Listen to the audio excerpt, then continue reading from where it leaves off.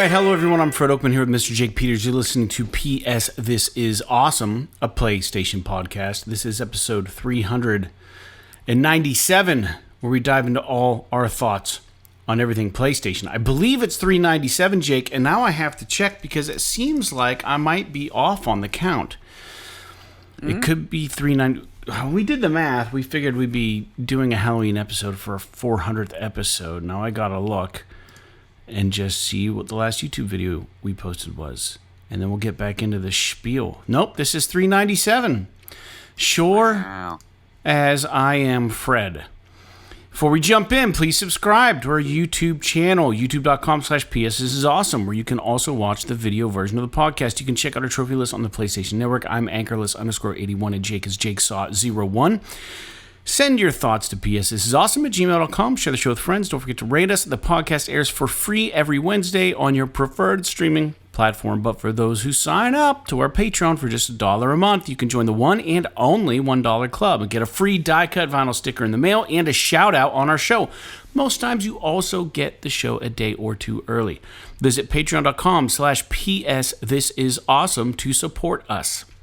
Remember, if you like our podcast, it does us a lot of good. If you can like, comment, and subscribe on anything we post on YouTube. With that out of the way, Jake, how are you doing today? Doing all okay, all things considered. It's Monday. It's in spite of the fact that it has become abruptly autumn in our area. Today it's a little bit chilly, but it's nice. So I was able to real quick when I got home blow some leaves off of the yard. And then, which is always it's a month-long battle for me every fall because I've got some big trees. But other than that, doing okay. Trying to think. Saturday was beautiful. It was like almost 80 degrees, and it was like sunny all day. Yeah, so what a beautiful day. Got to do spent most of the day outside kind of cleaning out the barn, garage, getting ready for winter and everything like that. And I super stoked there. But probably the one thing that I will say, a couple things that were kind of interesting that happened to me in the last week. One was I've been, every now and again I get like kind of just interested in random things. And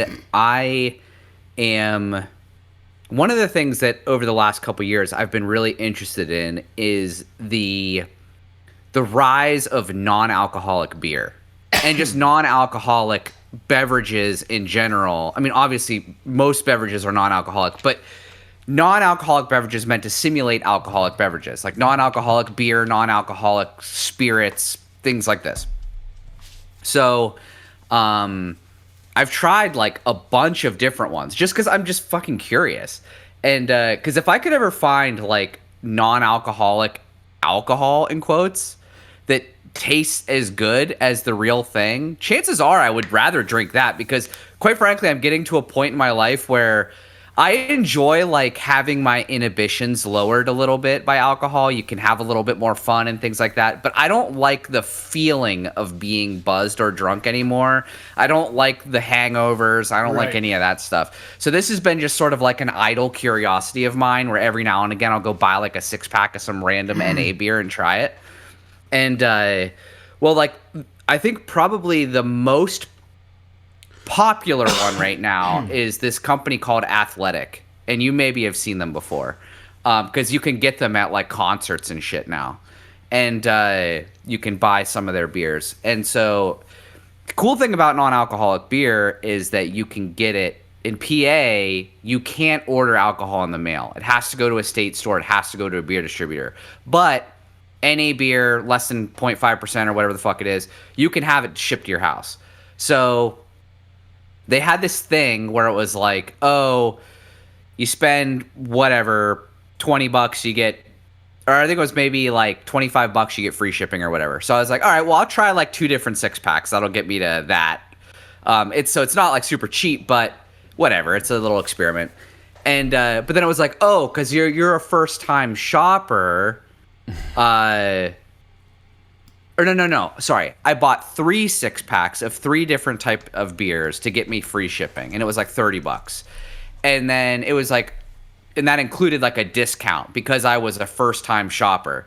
And it was like, oh, and we'll send you a special gift because you're a first time shopper. So I get the beer in the mail on Friday, and so I ordered 3 6-packs. One of the special gifts was another 6-pack of just some random one that they decided to throw in for me to try. And then turns out that one of the 6-packs that they sent me was the wrong one. So it even says on the packing slip the one that I ordered, but the one that was in the box was not the right one.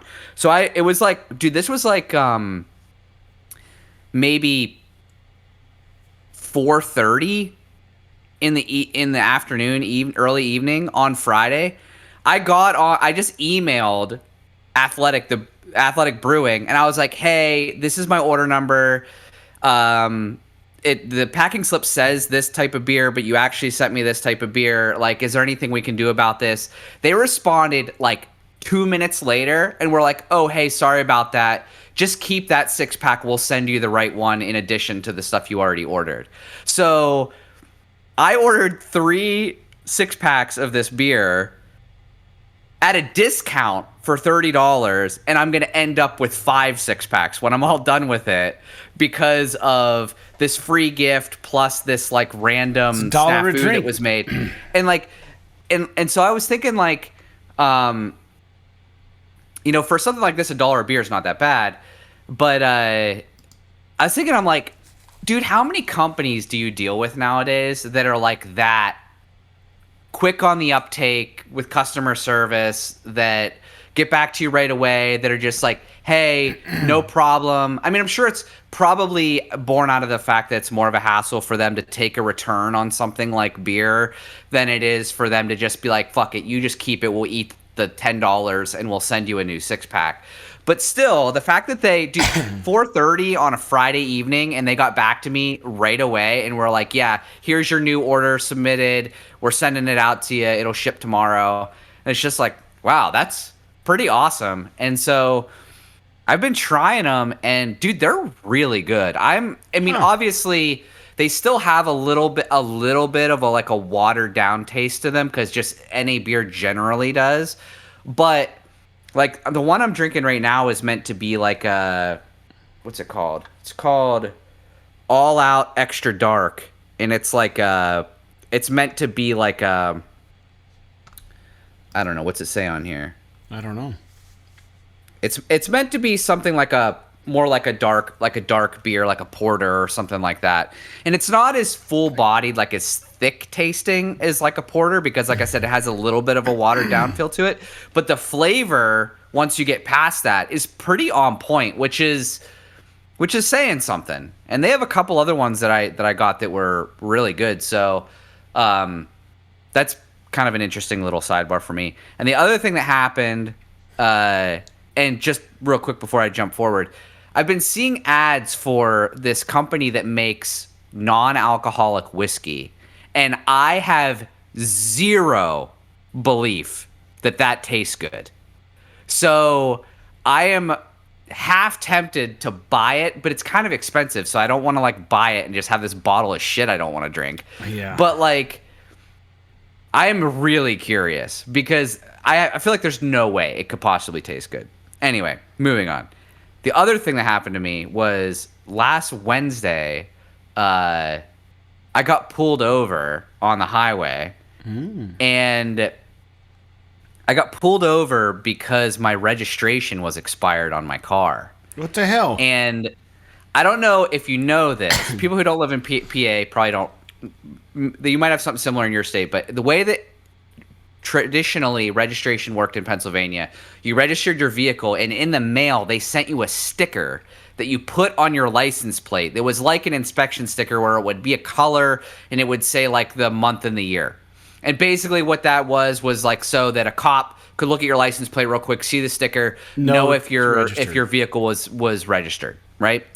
Well, like, what do you think, like 5-8 years ago now, that they got rid of the stickers. At least 5 years ago, they got rid of the stickers completely. They don't exist anymore. And I've always been like, well, like, okay, that's great for us. We don't have to fucking wait for these stickers and get them in the mail and put them on and whatever. My car was like, I think on my license plate, there's like 6 stickers just stacked on top of each other because I never took them off. Yeah. And the same way. So here, find this out because I got pulled over. Excuse me. State police vehicles now are equipped with these cameras that when they're following a vehicle, it just automatically looks up the license plate and tells the cop if it's registered or not. That's awesome. So but that also this sucks. cop was following. I just happened to be pulling onto the highway. You weren't doing anything suspicious. Right. While he was pulling on, and he pulled on behind me, and he was just like literally 2 miles down the road, whoop, whoop. He like fucking pulls me over. And I'm like, I don't know what I did. Like, I'm completely befuddled. I'm getting pulled over. You know, dude, getting pulled over is one of the most stressful fucking things on the planet. I hate it. Because it's like, you don't know what you did wrong unless you were obviously speeding. Right? If you knew you were speeding and you got pulled over, you're like, okay, I know why I got fucking pulled over. But if you get pulled over and you don't know why you got pulled over, it's fucking scary. Because I had it happen once before, and I think I told you this. We were coming home from a show. I got pulled over, and it was because we had a burnt out tail light, and the cop made me get out of the car and do a limited sobriety test because we were on the way home from us playing a concert, and he was like, have you been drinking? And I was like, I'm not going to fucking lie. I was like, yeah, like 4 hours ago I had a beer. And he was like, okay, well, you have to get out of the car. And he made me like touch my fucking nose and shit. And anyway, so it's really hard not to like act nervous and shit in those scenarios, unless you're like one of these cool as a cucumber guys. I'm not like that. I wear my emotions on my sleeve. And so he pulls me over, and he tells me it's your registration's expired. And here I'm not trying to be a dick. I was like, how is that possible without the stickers anymore? And and then that's when he like explained to me this whole thing with the fucking cameras and the trooper wild. car or whatever. And he's like, can I see your registration? Because I was like, oh, I just got my car inspected. That's why, like, I'm confused why my registration is out. And so I open my glove box, and I don't know about you, but I'm one of these people that, like, if I go to Sheetz or something like that and I get something to eat and I have extra napkins, I just put them in my glove box because, I always need napkins. You never know when when you're going to need one. Right. So my fucking glove box, dude, there must be 100 napkins in there. I pull out this like pile of napkins. I'm like, sorry, I've got a lot of napkins in here. Like, set them on my seat. And I pull out my registration, and I was like, I guess it is. I'm like, look, I was like, I guess it is expired. And here, it literally expired like a week after I got my car inspected. So they didn't say anything when I got my car inspected because it was still technically valid.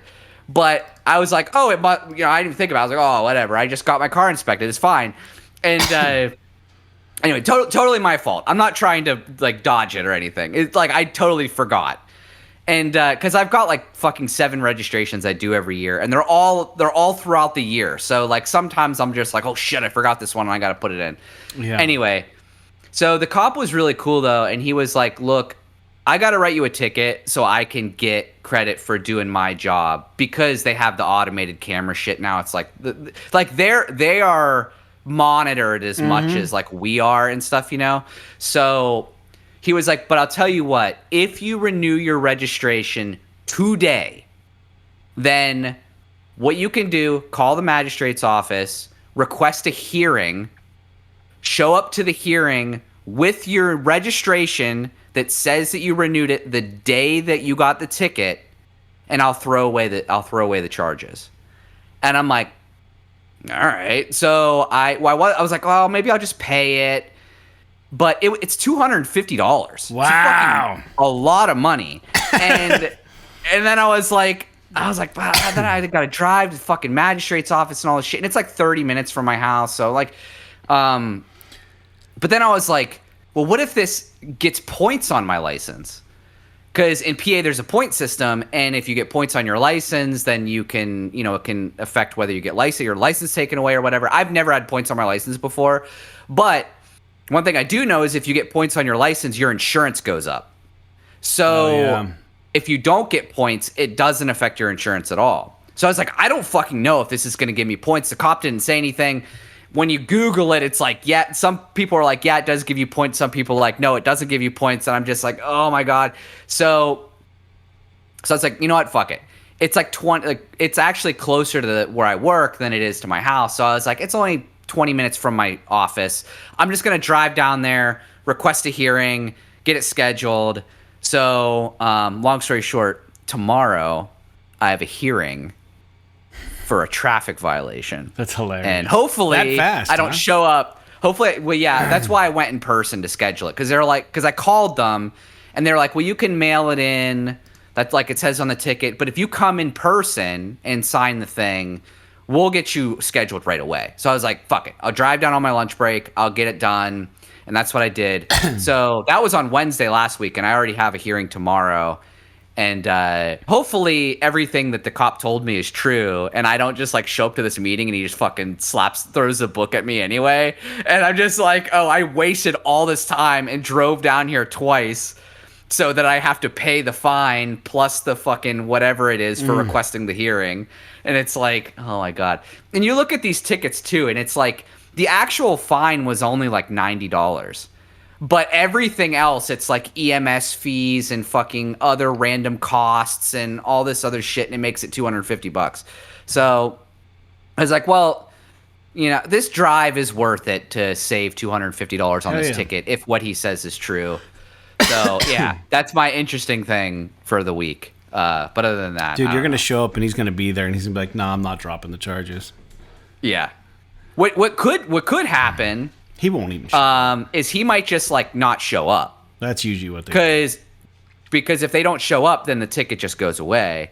And you know, so he might have told me like, yeah, I'll show up, you show me your thing, and then I'll throw it out. But he might just be like, oh, because he went through all the trouble to do this, I'm just not going to show up and it'll get thrown out. Yeah, he'll run it and see if you did update it. You know, he probably has your plate number and he's going to check to see. Yeah, he probably can do that. I don't know. So, but we'll see. I mean, but it's nerve wracking because it's like, I've never done this before. Like, do I fucking, like, should I dress nice? Does it matter? Do I show up? Did the fucking judge guy, do I have to call him Your Honor or something? Like, I don't know any of this stuff. I've never done this before. Yeah, you definitely should say Your Honor. I know it's so... what's that? You should definitely say Your Honor or Judge, whatever his last name is. Say Your Majesty.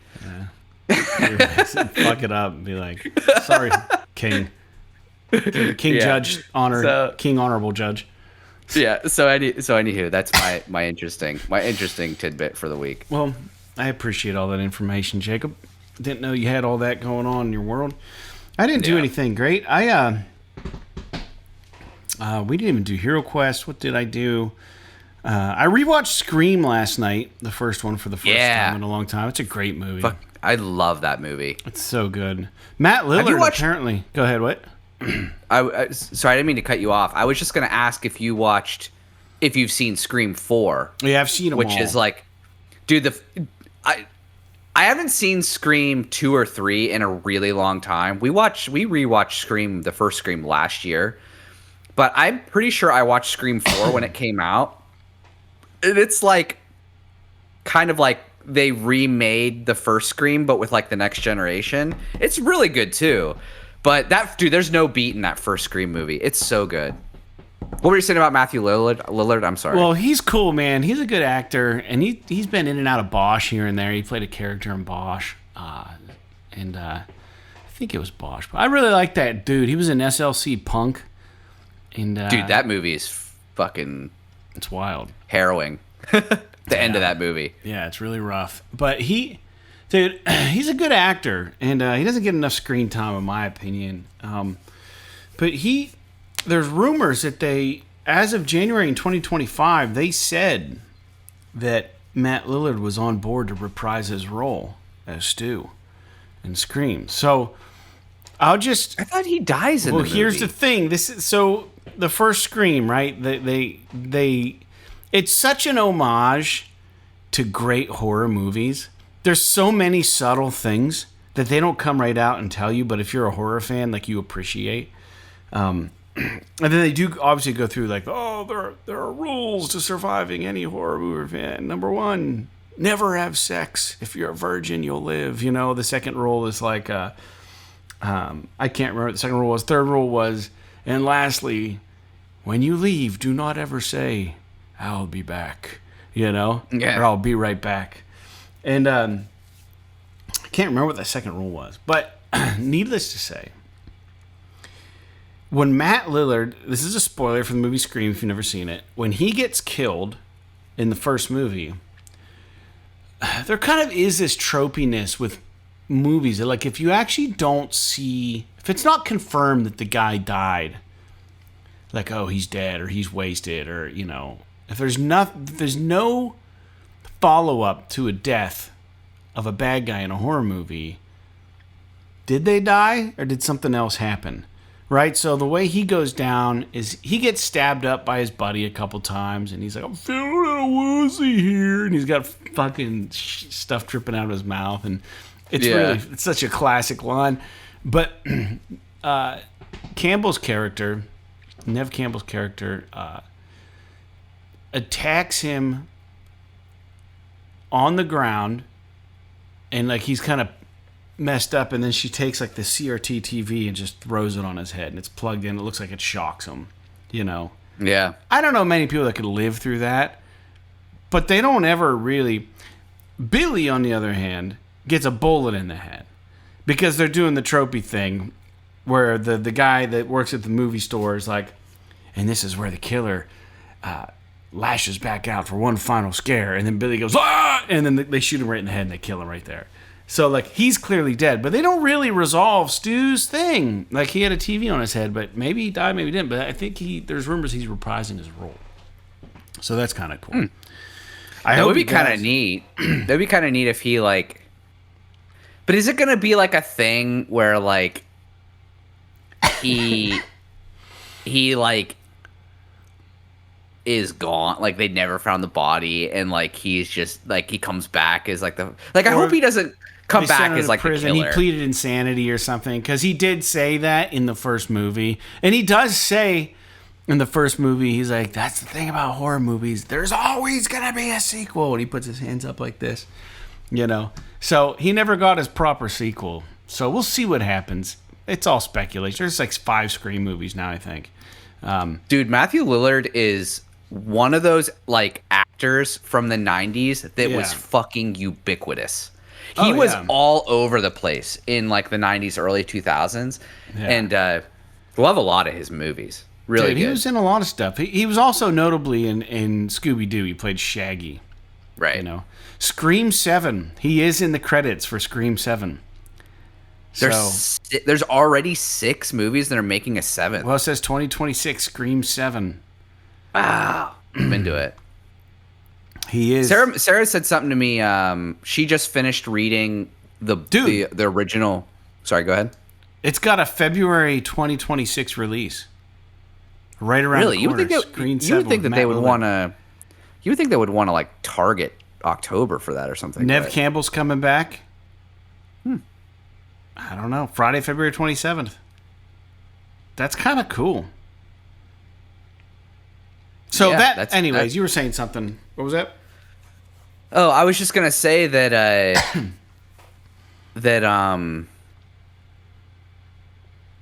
Sarah just got done reading the original book for The Exorcist, and she really wants to watch that. So I think we're gonna probably that might be our one of our Halloween movies this year is the original Exorcist, which is a pretty fucking freaky movie, dude. Even for when it was made. Yeah, it is kind of messed up. And I was thinking, there was another movie that I wanted to watch. I think maybe we talked about watching the I Know What You Did Last Summer. Do you remember those? Yeah, with Freddie Prinze Jr.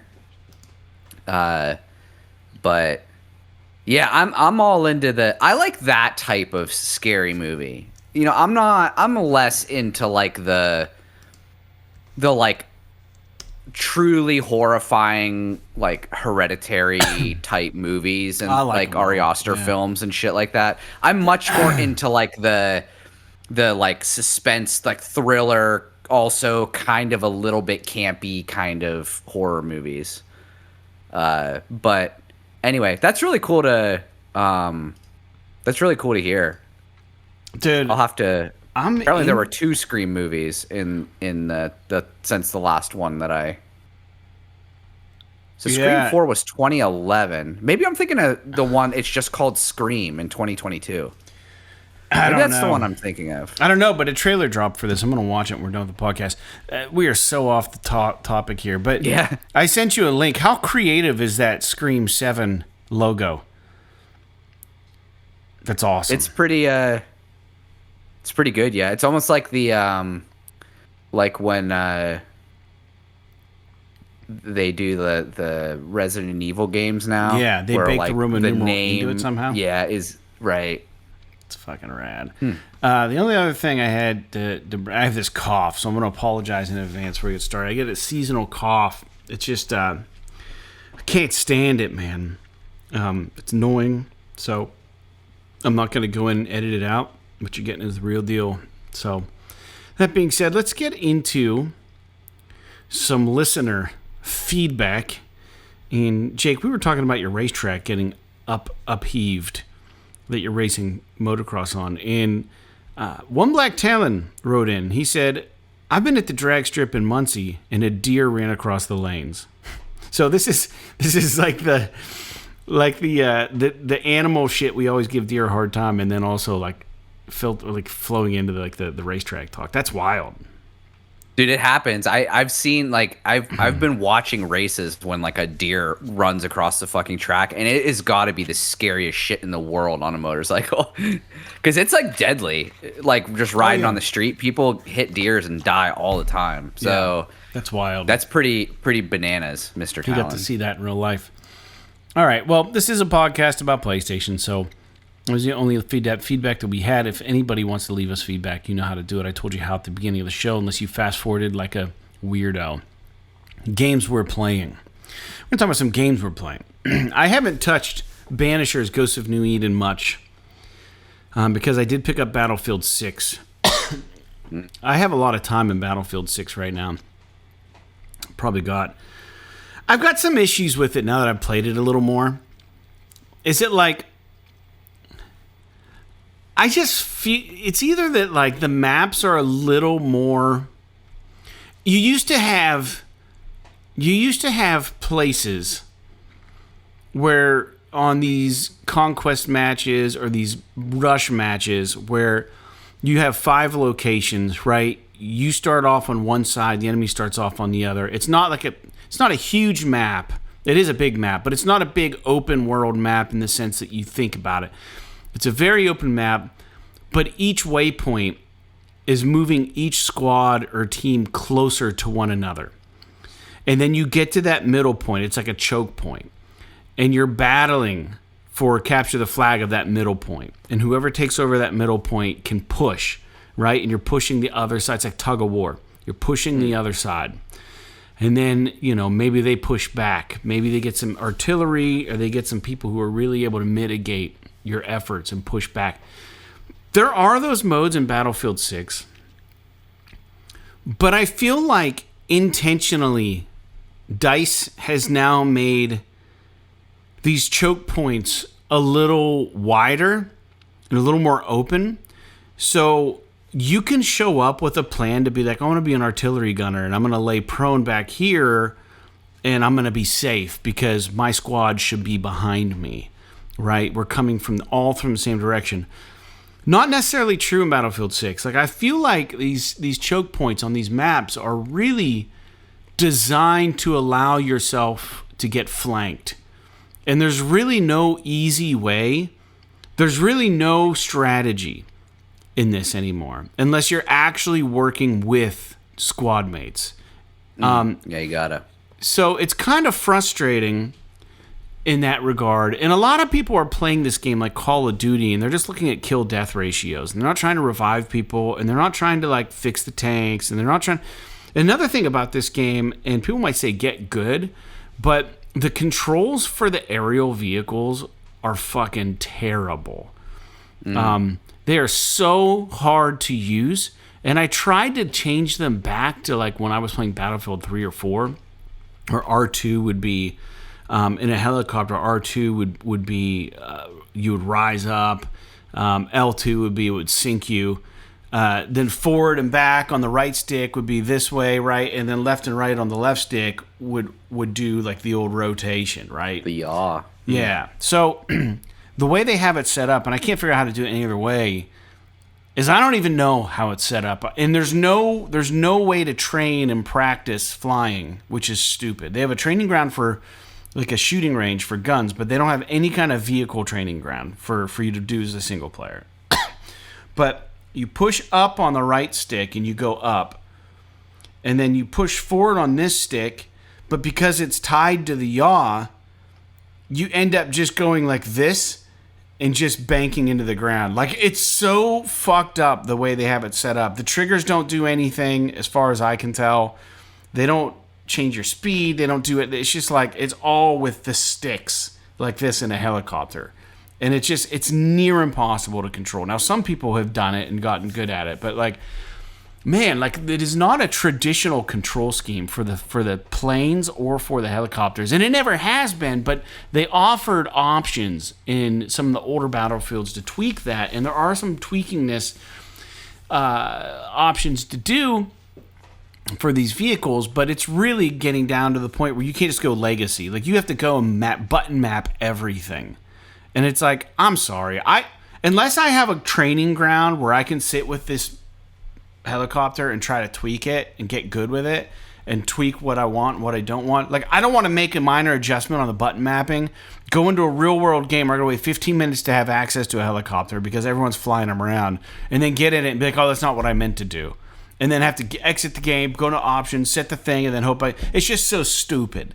So, a little harsh criticism for Battlefield 6, although I do enjoy it, and my favorite class is support. I love support. I love the big guns with tons of rounds. My second favorite class is engineer, where you get the RPGs and shit. That's fun, because the building destruction is a lot of fun. I hate sniping in this game, and I hate assault, because assault just feels like Call of Duty, and it's like, I just don't want those experiences. Like, I want to like help out people in a tank or shoot like rocket propelled grenades at buildings and expose the bad guys.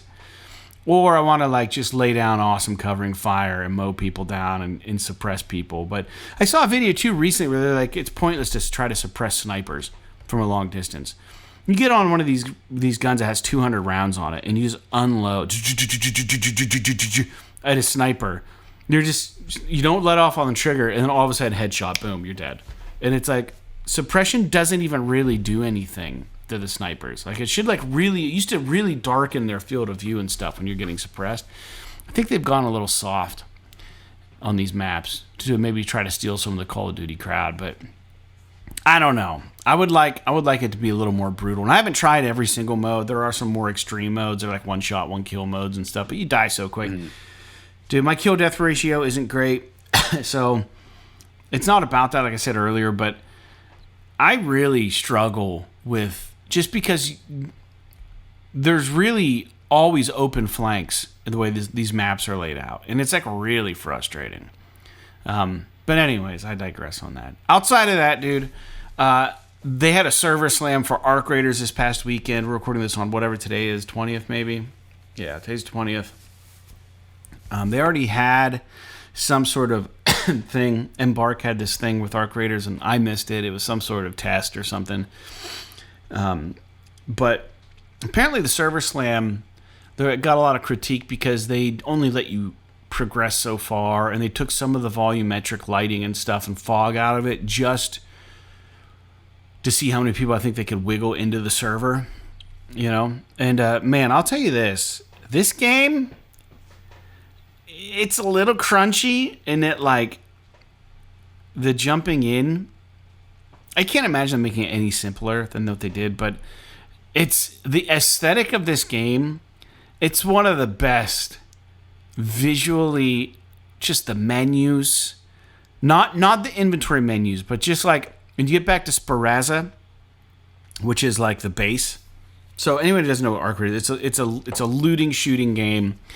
but it's an extraction game.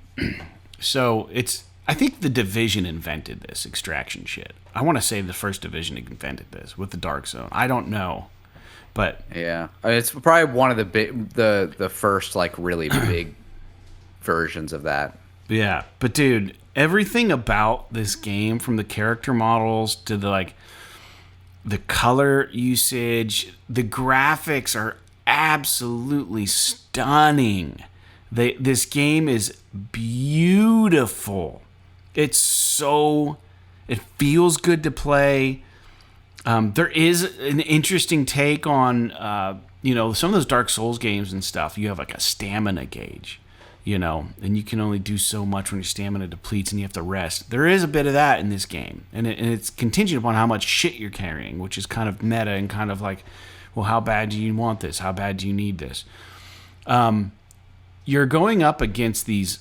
They're called ARCs, ARC, and they are they're like AI controlled robots. Think like Horizon, but not dinosaurs. Dude, there's just something really, really awesome. So you live underground, and topside is where everything takes place as far as the battling and the raiding. They call it topside. And the arcs are machines, and they're essentially trying to eradicate humans. So you're topside, and there's all these fucking rad mechs, and like these flying things called wasps, and they're called snitches and stuff. And snitches will signal to different arcs to come find you, and like they have these awesome like bright lights they'll shine on you. And there's night versions of they only played one map. There's tons of maps, it looks like. There's like leapers, and they leap on you. There's bombardiers. There's all kinds of. There was like this thing called the Queen, which is this huge spider-like looking arc thing that was just fucking rad. And everything about this game was awesome. And Speranza is like where your home base is, right? So in the game, the goal is, from what I understand, and I wish they could make it a little more transparent, like have a guide or something. But again, it was just a server thing, so that I don't know. You can get skill points, and you can spend those to learn different skills and abilities for your raider. If you die topside, you maintain your skill points, right? So you're still the same guy.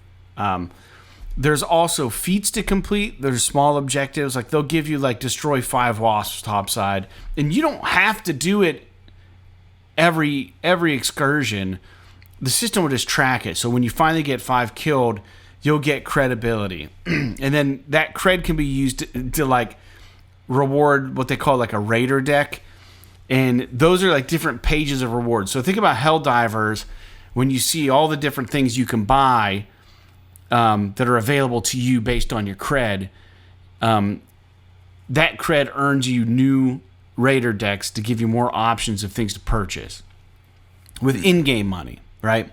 There's a codex. It keeps track of shit like any other thing. There's a workshop. You can upgrade all your weapons. So there are different traders in Speranza, which is really cool. And the way they do the menu is so slick. It's like you see like this map of Speranza, and there's people milling about. It's like an arrow view, and there's tons of people just walking and doing fucking weird I don't even know. What's it even called? I don't know. Steampunk kind of futuristic shit with cool lighting. And you see these different nodes on your map for Speranza. One is like a dude that's going to help you with, it's called like the clinic. And then one's called whatever. So you go to these different, one's like a gun runner. And then it's just an image of them. But when you go to it, the way the screens transition, it's just so nice and slick. And then they're like moving and they're talking. And then they do like this thing. And then like you just read like what they're telling you. But you get missions also. Those are called, you can get different missions. I don't know what they're called. And then I know that there are projects, and I think there are huge story beats and stuff, and it's awesome. So you can go by yourself like you can in the Division. Division is the only game I can really compare it to, because I haven't played that Tarkov, whatever game that big survival game is. But the thing is like you spec yourself out. you find weapons and stuff from things that you craft, that you find topside. You use some money that you've earned, and you kit yourself out to the best of your ability. And the squads are 3-people squads. And it is very much a co-op game within your squad. You guys are all just like looking, spotting, pinging shit. You find shit, man. You get into PvP gun battles. The appeal to me of this game is just how rad this world is, and exploring it is so cool. And you're going out with two other people, and I don't know how many people are on a map, no clue. But you run into different raiders, and then there is an exfil. You can buy these things called hatch keys or find them, which isn't like your traditional extraction zone. There are hatches in the ground all over the place. And if you have a hatch key that you found or you and your group can just take that way out and not have to worry about getting just blasted in an extraction point that everyone's going to go to. Dude, the lighting, everything about this game, Jake, I can't tell you enough. Like, I only played it for one evening, and it is rad as shit. It is so refreshing, and it's like $39 or something. It's like, I don't think it's very expensive. And I joined the subreddit for Arc Raiders, and people are fucking already saying they're going through withdrawal because they shut down the server thing they were doing. And I just can't. People can't wait to get back in to this game. It's really a breath. It's $39.99. It's really such a breath of fresh air. The time and energy and just the aesthetic, the looks, the colors, the use of the font, everything is just so clean and nice. And it's also cool when you go topside, when you're ready to go, your guy gets into like some sort of tube. Imagine like a tube at the bank when you're putting like your money in or your check, and then it goes and it shoots up and it goes out and they send it back and it comes back. Like the tube you fucking get in, your dude just fucking walks into this fucking thing. It shows him walking like this underground subway system, and then next thing you know, he's pulling this hatch shut. Like, and then he's just, and then you go and you just blast out of the top, and you're just on ground and you're ready to go. It's fucking cool, dude. I can't even believe they're only charging $40 for this game. Because I guess I understand because they don't want to have it be a complete failure, but if this is at all anything that you're looking to get involved in, this game was so refreshingly tasty. I'm like, wow, this game just... I'm willing to put the work in to learn the mechanics and learn the trade system and how to break stuff down, the recycling system, the economy within this game and how to play it, just because it looks and plays so slick. I'm like, yeah, I'm fucking in. Like, I'm in. Like, it's so good. But that's where I'm at. And I might change my tune. But if anybody's interested in this game, dude, get it. I'll get it. We'll schedule some time to play online. It'd be so fun. It'd be so good. So yeah, fun. I see. The thing about these extraction games is, I think what keeps me away from them is the PvP component. I love the idea of exploring the worlds and fighting off the fucking AI enemies and all this shit like that, and like doing these little missions and stuff.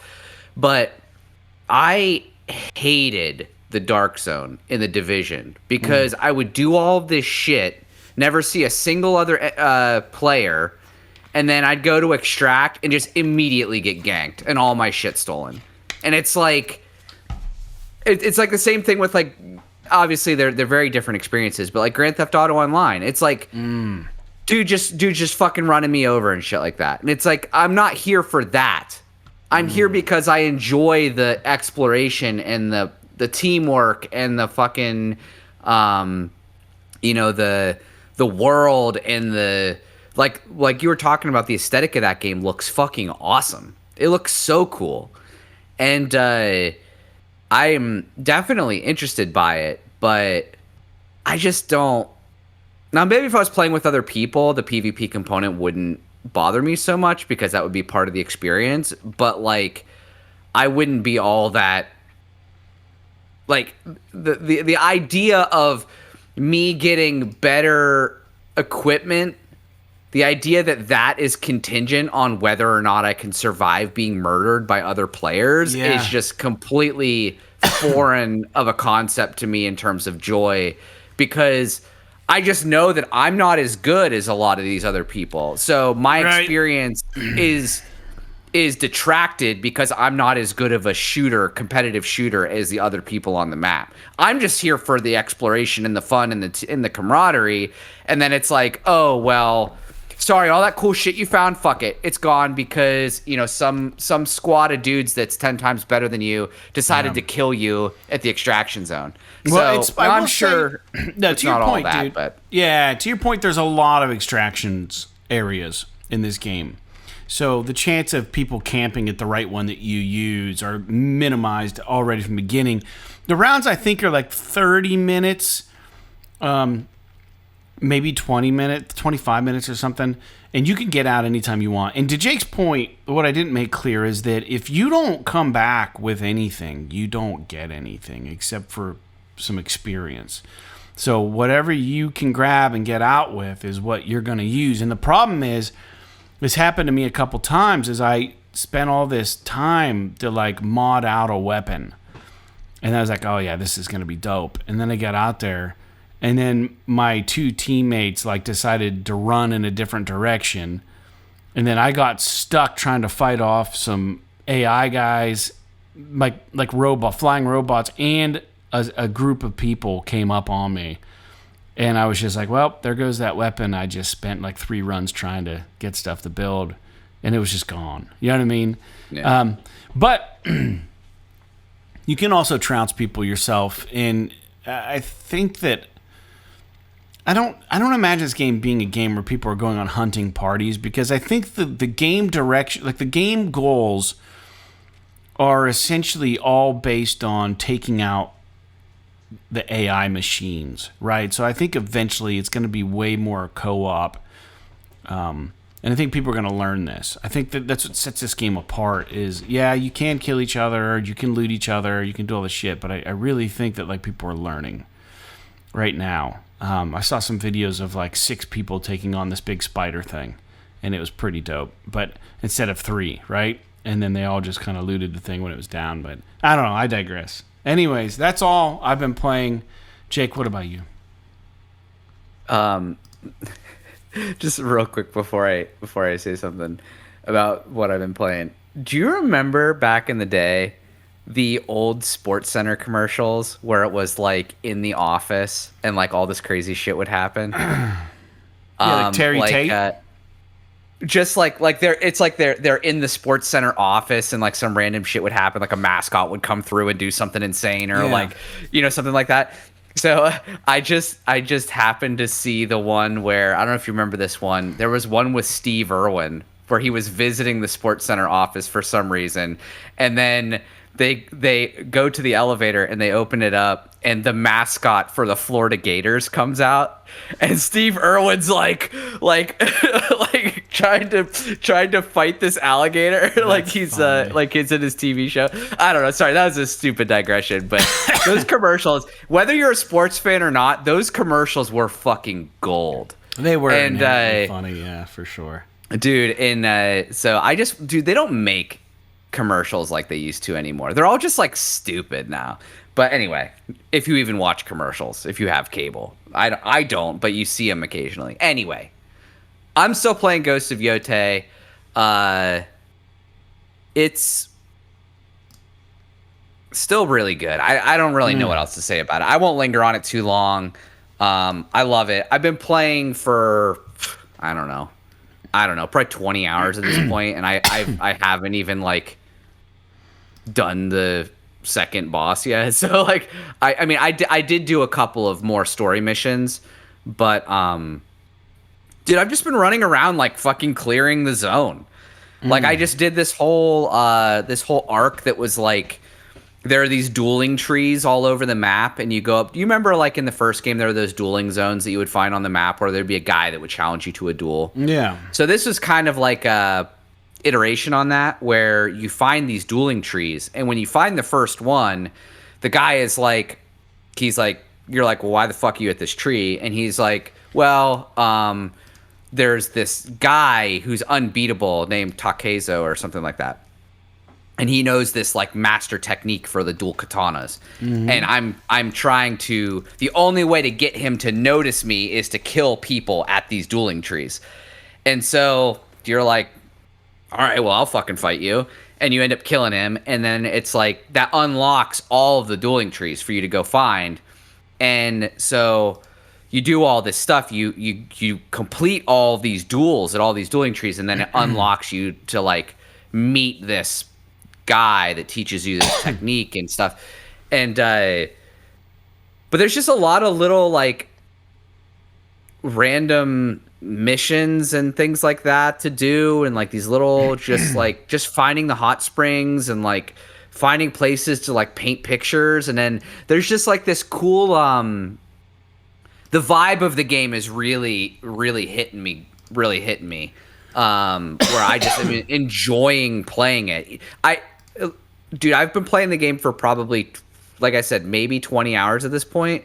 I have not once used fast travel because I just get on my horse and just like ride everywhere. Because one, the map isn't so big that you can't go from one spot to another in a few minutes. But it's just the game's so beautiful that it's a joy. And then like as you're running, you might come across like a group of soldiers that you can fight real quick, or like a wolf's den where you can help a wolf from some wolf hunters, or like whatever. So like it's for whatever reason it's jiving with me. I think it's because a lot of the foliage and the wind and the kind of atmosphere of the game is very vibey with like the fall and everything that's kind of going on right now here weather-wise. So it's kind of it's syncing up really good. But yeah, I don't know. I'm really enjoying it, so I'm gonna keep going on it. The combat is still a little bit sticky for me. I'm getting better at it, but there are still times where like a mob will just fucking kill me because I can't read the a lot of times I can't read the parries very well, or I get too like if I press the parry button too fast, it like misses. So you kind of got to hold it down a little bit, which is not something that I was really expecting. So I'm still kind of learning, but I've unlocked the third weapon, which is the Odachi, which is like a giant katana. That's like for like taking out big bad guys. Oh, nice. But it's cool, man. I'm really liking it, but I don't have anything else really new to say about it for now. Did I mention last week that I got my remote play working on my Steam Deck? I think I did, didn't I? Yeah, you did. So I haven't really messed with it at all. I played with it a little bit, but it seems like it works really well. Like I don't know how, I've never used the Portal, so I don't know how well it works, but when I booted up Ghost of Yotei on it while I was watching a hockey game, it was like almost zero lag. Like I didn't do any combat, but I did some platforming stuff, and it seems like it's pretty good. Now I don't want to play Ghost of Yotei on that little screen, but I was just kind of experimenting with it, and I was really shocked. So the remote play is really good on PS5. But that's all I got. I don't have anything else. Yeah, I need to mainline mine. You know? What's that? I need to I need to mainline my PS5 into the wall. Oh, yeah, you got to do it. It's really you got to use a hard line. Yeah, it's really the only way to really properly do it. So, anyways, I digress. All right, well, let's get into some news. Every episode we talk about some PlayStation news. We don't have a lot. We have 5 news points. I mean, we're going to get into some new games coming out until the end of the month. Run through them that we don't have to talk about next week. And the first news point is we discussed how there might be a new DualSense controller, Jake, that was going to have a removable battery. And we thought that might not be a bad idea. It turns out that this news point was a rumor that occurred due to a translation error from a Polish website mentioning the controller in a newer PlayStation bundle having a different battery than before. Not meaning that... So someone read this or translated it wrong and interpreted it as meaning that it was going to have a removable battery. But really, they were just trying to say it's actually a different battery than the original DualSense controllers. So that's kind of a bummer. So we cannot look forward to this being a thing. Doesn't mean that it's not going to be a thing, but... Well, I mean, did we really need it? Probably not, but it would have been a cool concept. Always, yeah. So that was my first little thing I wanted to bring up on the podcast. Second point was there's a new feature that a lot of people are not talking about that I think is kind of nice. And we talked about wish lists and all that kind of stuff earlier. But there's now a tab when you're in the PlayStation Store that will indicate the lowest price that the game has been in the last 30 days for discounted games. So if a game is discounted, you can look at the lowest price it has been in the last 30 days, I believe, to compare where it's at. I think that's how it works. I haven't used it, but just so you guys know, that's... So like if it's on sale and you wonder if you're actually getting a good deal, you can see like what the price history is. In the last 30 days, yeah, the lowest price it's ever been. Yeah. That's interesting. It is interesting. I'm sure there's some kind of psychology there. You know what I mean? A lot of it could be. Do some weird stuff like that, I guess. I don't even know. But third news point. People are like, we waited this long. We heard these guys talk about their lives this long, and we're already at the third news point.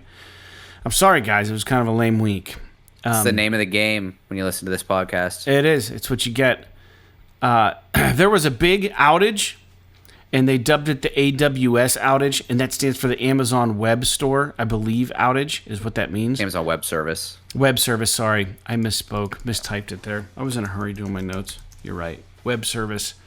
Servers are starting to recover from this, while others remain impacted. Ubisoft were affected. Games like The Division 2 and the Rainbow Six Siege were down, not working well. There were some PSN issues, which I didn't really encounter any of that. But Jake, what about you? Did you have any issues? Do you have anything to say about this? I don't know that I experience any kind of an outage. And usually I do because of the way that my brother and I share games with each other. If there's an outage, I immediately can't play any of my games because it's always checking the DRM because we are each other's primary consoles or whatever. Yeah. So I did see that this was like a big thing, but I don't recall ever playing at a time that it was a problem. Do you know when it was? Like what time of day it was? I'm not Because I even usually sure. play most of the time. I usually play early in the morning. So maybe it must have been maybe it was more in prime gaming time in the evening or whatever when people would have complained about it, I guess. I didn't have any issues myself, but then again, I've been kind of tied up, didn't really have a lot of time to dig into this kind of stuff. I don't get online a whole lot, you know. I mean, I do, don't get me wrong, but at the same time, I just, I don't know. It's not something that I noticed, and maybe I did notice and just chalked it up to something else. You know what I mean? Yeah. So, I don't know. Anyways, like I said, not a lot of good news points here today. And two more points. Now, this one actually is weird, and I didn't watch this teaser trailer, but I am curious to watch this. Quantic Dream, the studio behind some games that a lot of people really liked or maybe didn't like or had opinions of. The one being... gosh, what was that game called? With they had a lot of games. They just released one, re-released one. God, why am I dropping I should have wrote it. This is why I take notes. You're talking about there's like Detroit Become Human. Yeah. Yeah. What were the other ones though? What was the one where you Beyond did Two L.A. Souls? Noir? Did they do L.A. Noir? Or was that Rockstar? No, that was Rockstar. Okay. That was Rockstar. What was the other one? There's Beyond Two Souls. Yeah, I didn't like was, that one. Heavy Rain. Heavy Rain. Yeah, Indigo Prophecies. You're looking online, yeah. So this ain't coming off. No, I'm just telling you from memory. You got it? Wow. I'm reading the news. Incredible. Yeah, those are the only ones I know are those 4. Indigo Prophecy, I think, was their first. That was like a PS2 game. Yeah, right? I have that on disc. Actually, I bet you that's worth something. That game was cool as shit. Yeah, that was a great game. Heavy Rain was really good also. But I don't know. Anyways, to the news point, Quantic Dream. We haven't heard much from these guys lately, and they announced an online competitive multiplayer game titled Spellcasters Chronicles. Doesn't really seem like the kind of game that Quantic Dream would release, but there is a teaser for it, and it's going to be a free-to-play game. So they're dipping their toes into this, and Spellcasters Chronicles. I'm going to pull it up and watch this trailer real quick, and then... there is now a gameplay with the developer, but I want to see the teaser. And if you hear a little bit on here, I apologize. I'm going to try to mute it as fast as I can. Yeah, it's muted. I just want to see what this thing looks like in real time while we're talking, Jake.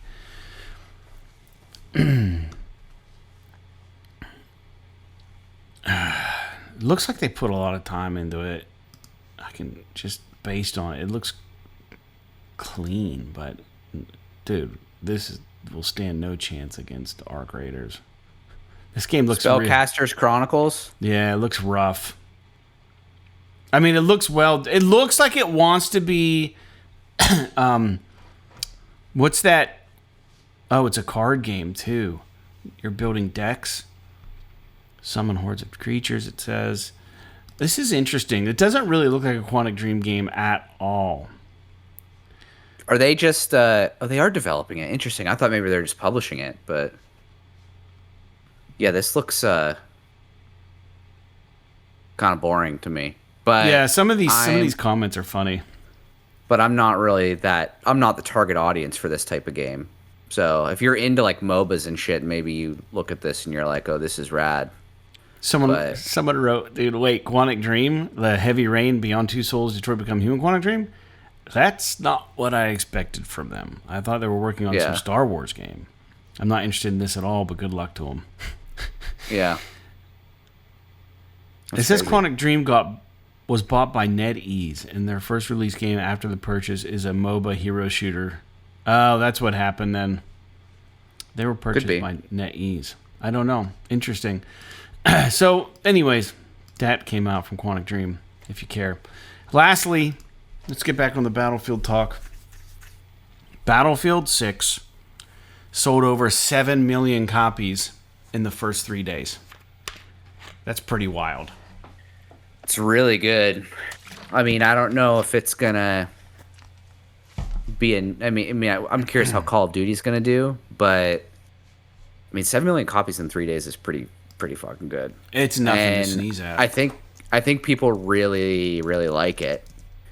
I know what I played of it, I really enjoyed. It's not something that's going to hold me for very long because I just am not a multiplayer gamer. But what I did play, I was like, oh yeah, this is really fun. Even though I had I was fucking sub 1 kill to death ratio every fucking round I played in that game, and I still had fun because it's like I enjoyed playing like the medic class, which is I guess what the support class maybe, where like you just like run around healing people and like because I can do that.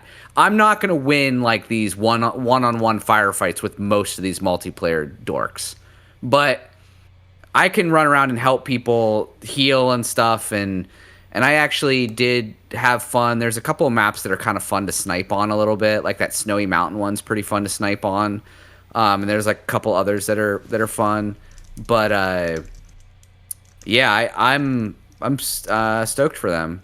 Someone other than Call of Duty in this space being successful is always good. Just for competition's sake. Mm-hmm. Excuse me. I agree. All right. Well, new games coming out, Jake. We talked about some of these last week, but I'm just gonna do through the 30th, dude, and we can just be done with the new games, my guy. October 21st, Vampyre the Masquerade, Bloodlines 2, Ninja Gaiden 4, Painkiller, Jurassic World Evolution 3. We already talked about those. October 22nd, Dispatch. October 23rd, Tormented Souls 2, Double Dragon Revive, PowerWash Simulator 2, and Plants vs. Zombies Replanted, and The Lonesome Guild, and Bounty Star. October 24th, The House of the Dead 2 Remake, and Once Upon a Katamari. October 28th, Silly Polly Beast, Beneath, Simon the Sorcerer Origin, and Recreation. October 29th, The Outer Worlds 2. October 30th, Arc Raiders, Dragon Quest 1 and 2 HD 2D Remake. That's the game list till the end of October. I will say, dude, I have not thought about Simon the Sorcerer in forever. Yeah. Do you remember Simon the Sorcerer? No. Oh, man. What was it originally on? What's that? What was it originally on? Oh, I believe it was a, excuse me, a PC game.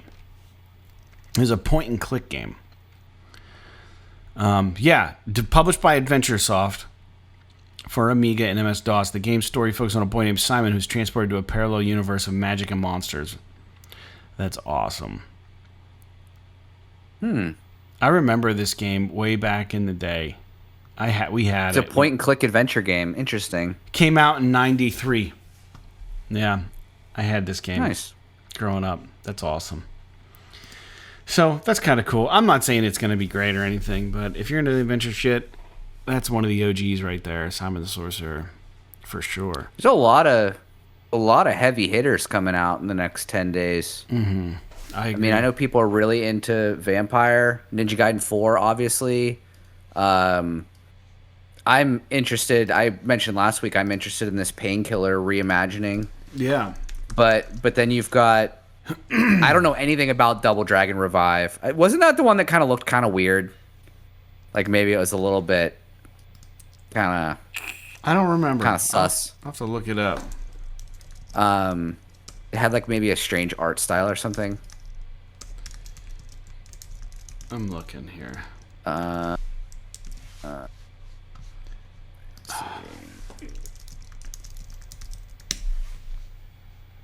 don't know. Looks all right. Let me hold on.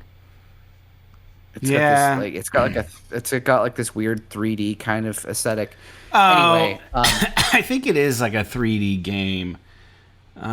Yeah. Pull So this trailer up. Anyway, PowerWash Simulator 2 is going to be big. Plants vs. Zombies, people love that game. Once Upon a Katamari, I'm kind of interested in because we haven't gotten a Katamari game in a long time. So I'm wondering if that's like a remake or a reimagining of an old Katamari game, or if it's actually like a new Katamari game.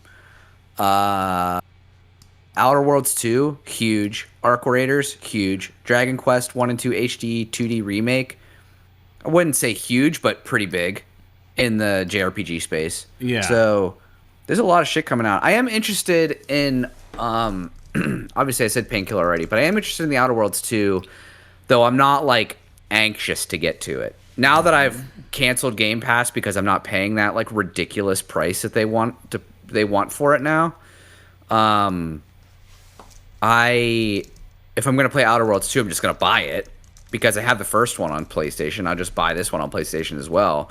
But I got to see some stuff. Excuse me. I got to know it's good. I got to know I'm going to like it before I spend, $70 on this game. Yeah. Especially after like I kind of rolled off of Borderlands 4, which I thought I was going to really enjoy, and it's kind of one of these sort of cartoony style shooters, although arguably the Outer Worlds is much more narratively, theoretically, because it's Obsidian, should be much more narratively strong and everything like that. I really did like the first game, but we'll just have to see how I'm feeling. That might be a game I get to later, but I am interested in a lot of this stuff. I just don't know if any of it is gonna strike home with me. I'm really interested in this Painkiller game, though. I'm curious how it reviews. Yeah, Painkillers looks interesting, man. I don't know. Yes. I guess we will just see in due time, right? Like you said, nobody knows, man. Well, that's it, man. That's all I got. I hope to get back to playing some video games, and I do want to play Arc Raiders, but I'll settle for Battlefield maybe this evening before I go to bed. But I don't know. I got nothing else. We have hoodies for sale. My band, One of My Land. If you want to order one, go ahead, jump on our Bandcamp. We're trying to get rid of those this winter, and we've got a couple gigs coming up. November 1st, we're playing at the Oil City Public Library. It's not even a public library. It is public, but it's not owned by the city, and they're turning it into a concert space and a cool place for kids. So we're doing a show there on the 1st. And then the 15th, One of My Land is also playing at Rising River for their Fire Fest. We're doing an hour. And midday, November 15th, around 3 o'clock p.m., which will be interesting for us. That's Firefest you're doing that? Mm-hmm. Is that the Christian music festival? No, this is something different. Oh, interesting. I know. Isn't there do you know what I'm talking about? Yeah, there dude, is. It's huge. It's not that, though. Okay, because I thought that was like in the summertime. Yeah. But anyway, that's cool. Yeah, so if you want to catch One Up by Land, if we have any local listeners, and we want to make a crazy trip to hear some mediocre punk rock from a couple people, come out and check it out. We're doing the dance, but it'll be fun. We're going to practice tomorrow, and we usually don't play any longer than like 25, 30 minutes, but we got to play an hour on the 15th, and we're quote unquote headlining the show on the 1st, so we're probably gonna play like 40 minutes, 45 minutes or so. So it'll be fun. An hour? That's a long fucking set for you guys. Yeah, it's gonna be wild. We've got a lot of songs lined up, so we're practicing tomorrow. Nice. Yeah, it'll be fun, man. Hopefully break out some older ones we haven't played in a while. It'll be really fun to do. All right. Well, with that being said, I got nothing else to say. Jake, do you have anything else you'd like to say to listeners this week? No, I don't think so. The rains are coming. It's become fall quite quickly. So get out there and enjoy any weather you can scrape up before the snow falls if you're from our neck of the woods. I will admit, like, there is one silver lining to this time of year, like leading into winter. One, I'm playing hockey again, which is always positive for me. But two is that I'm much more focused on and interested in playing video games when the weather is crappy. And so I feel a lot more like settled in when I'm playing this time of year and into the winter versus like during the summertime where the whole time I'm playing, I'm like, I should be doing something else. Right. And so I'm excited from that perspective to be getting into that. If you're one of these people that does Halloween stuff, party safe. Don't be drinking and driving or anything dumb like that. You know, wear your favorite mask. Dress up as Matthew Lillard. Dressed up as Ghostface. I don't know. I'm just rambling now. I'm done. Yeah. All right. Well, speaking of hockey, and I don't want to keep this going any much longer, but I ran into a dude that you knew that you played hockey Who's with. that? I don't know. He knows Tom Challengeworth. He sings in a band. He's got like long black hair. He said he knew you. Oh. Yeah, we can talk about it after. I think I know who you're talking about. All right. That's it for the show. Yeah, I don't know who that guy is. He told me he knew you. Let me find my notes. Like Alan Wake 2, Astrobot, and Assassin's Creed Mirage. P.S. Yes. This is awesome.